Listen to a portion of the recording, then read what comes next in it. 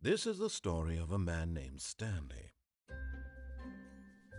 Stanley worked for a company in a big building where he was employee number 427.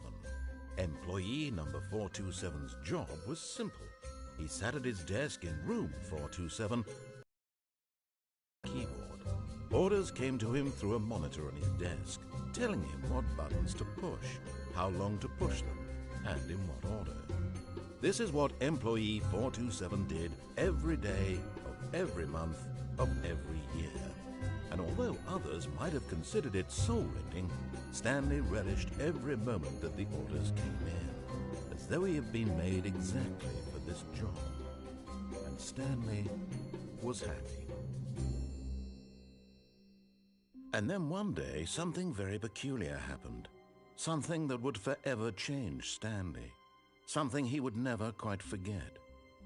He had been at his desk for nearly an hour when he realized that not one single order had arrived on the monitor for him to follow. No.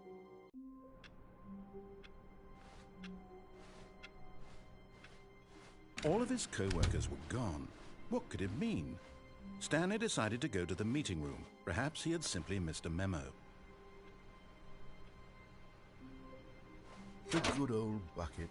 Just Stanley and the bucket, off on another thrilling adventure together.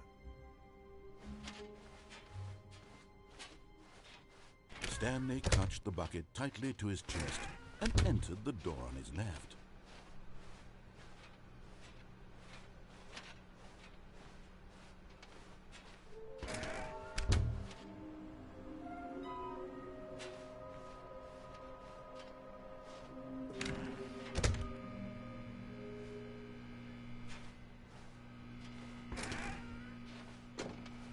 Stanley, we must move on from this broom closet, simply because I have no remaining stickers. If I did, you can guarantee we'd be in here for hours.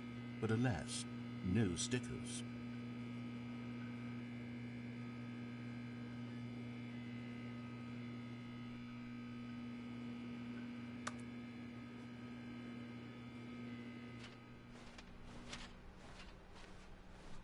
Coming to a staircase, Stanley and the bucket walked upstairs to the boss's office. But Stanley just couldn't do it. He considered the possibility of facing his boss, admitting he had left his post during work hours. He might be fined for that. And in such a competitive economy, why had he taken that risk? All because he believed everyone had vanished? His boss would think he was crazy. And then something occurred to Stanley.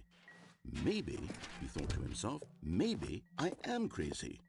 He looked down at the bucket in his arms. Am I crazy? He asked the bucket. The bucket returned his gaze, but said nothing at all. That's strange, Stanley thought. Usually the bucket is a source of guidance and wisdom for me in difficult times such as these.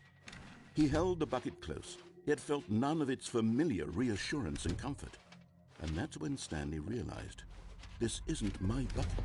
It's just a normal, everyday bucket. Someone else's bucket, perhaps. How did I end up with someone else's bucket? This is all terribly wrong. Surely no good would come from this. Who knows what sorts of bizarre hallucinations Stanley might experience without the psychologically grounding presence of his bucket.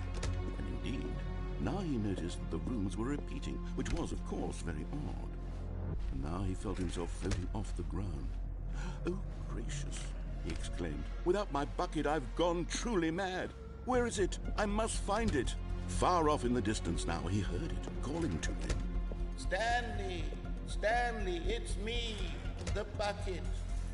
Could it truly be? He rushed forward from room to room, passing by one bucket after the next. None of them were his. None of them were his special bucket. Come to me, Stanley. Find me. He had to find the bucket. He had to return to his old friend. It was the only way to truly restore his sanity. And then suddenly, he froze dead in his tracks. He knew where the voice of the bucket had been coming from. The real bucket was inside of him all along. It was incredibly painful. Stanley doubled over in agony and blacked out.